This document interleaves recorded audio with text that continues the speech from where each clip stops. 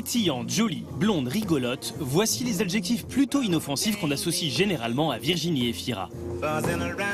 Seulement voilà, depuis une dizaine d'années, l'ex-madame loyale de la nouvelle star sur M6 n'hésite pas à torpiller sa dimension gentiment débonnaire, à force de choix plus décalés et audacieux, comme Kill Me Please, produit par l'équipe de C'est arrivé près de chez vous, Mon pire cauchemar d'Anne Fontaine ou Caprice d'Emmanuel Mouret. Mais si.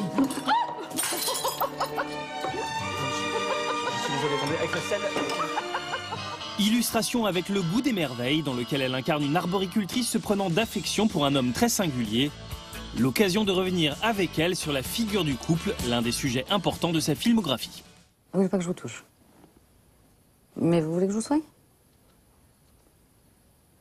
C'est pas très pratique. Je voulais vraiment que la question de l'homme et de la femme et du désir puisse exister. Donc il fallait que ça soit présent en nous, dans le regard. Même elle a perdu son mari, donc il y a un deuil. C'est très difficile de laisser quelqu'un d'autre rentrer. Lui, il y a une peur, panique de l'autre. Il a une relation à son corps qui est très spéciale aussi. Donc il y a cette espèce d'empêchement.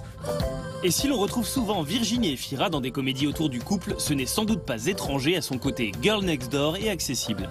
Je ne connaissais pas Virginie Efira, je l'ai rencontrée.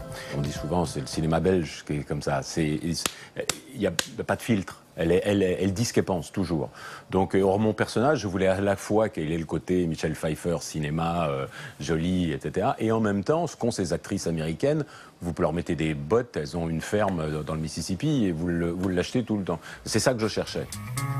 Si en matière de comédie, son idole s'appelle Woody Allen, quand on lui demande de citer un couple marquant de cinéma, la réponse s'avère plus surprenante. James Stewart et Kim Novak dans Sueur froide, pourquoi pas? Il n'y a rien là-dedans du couple, quoi. Tu vois, c'est tellement l'obsession de l'autre, c'est tellement chacun dans son truc et tout ça. Ça raconte tellement aussi l'incapacité à être ensemble. Ça rejoint d'ailleurs la thématique du film d'Emmanuel Mouret sur l'idée qu'on se fait de quelqu'un, pourquoi on aime l'autre et tout ça.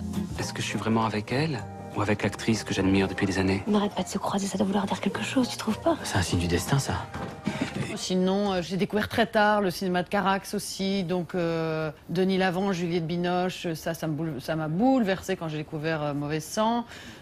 Plus récemment, les jeunes là de Trois souvenirs de ma jeunesse mais quand je les ai vus, j'ai l'impression que Mick Jagger entrait dans la pièce. Hein. Je suis quand même complètement... parce que je les ai trouvés démentiels sur ce qu'ils étaient, sur ce qu'ils représentaient, sur une manière de jouer aussi. Vraiment, ça m'a profondément touchée. Tu t'appelles Esther et t'es dans la classe de ma sœur. Paul, j'arrête pas de te manger des yeux. Je fais toujours cet effet-là. Pourquoi? Parce que je suis exceptionnelle. Le plus grand succès de Virginie Efira au cinéma, c'est 20 ans d'écart avec Pierre Ninet. Depuis, il semblerait que l'actrice ait pris goût à la jeunesse. Je me vois pas du tout comme une entité qui arrive, qui fait son petit travail, qui revient. C'est que j'ai envie de partager la même croyance, quoi. Et du coup, avec le partenaire aussi. Alors, je dirais, Pierre Ninet, c'est quelque chose qui existait très fort dans 20 ans d'écart. Et du coup, il n'y avait pas besoin presque de le jouer parce que ça préexistait. Là, récemment, j'avoue avoir eu un coup de cœur assez puissant pour Vincent Lacoste. Plus je vieillis, plus j'ai des partenaires très jeunes. Hein. Je tiens quand même à préciser cette chose qui est très sympathique.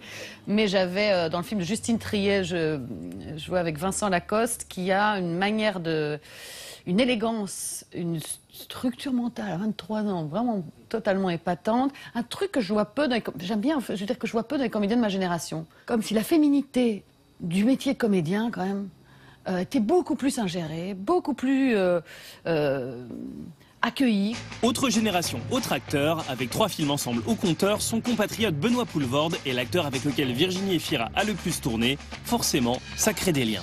Moi, c'est quelqu'un, quand je l'ai rencontré, que je voulais coller en permanence, quoi, pour le coup. Mais je parle pas que de cinéma, c'est-à-dire que c'est vraiment... c'est sûr qu'il avait un génie cinématographique, mais il avait quelque chose dans l'existence qui me donnait envie d'être son ombre, quoi. Vraiment. Voilà ce que je vous propose. J'éponge vos dettes. Et en retour, vous me prenez dans votre famille. Après, dans le travail, là, quand on fait un film de on tourne 45 jours ensemble, moi je disais que c'est les contrastes que j'aime dans l'existence. Voilà quelqu'un qui a des contrastes forts. Alors l'alchimie, j'aimerais. Ah ouais, j'aimerais beaucoup. Mais il a une hauteur difficile parfois à choper, quoi, Benoît. Pardon, excuse-moi. Excuse-moi, pardon. Excuse-moi.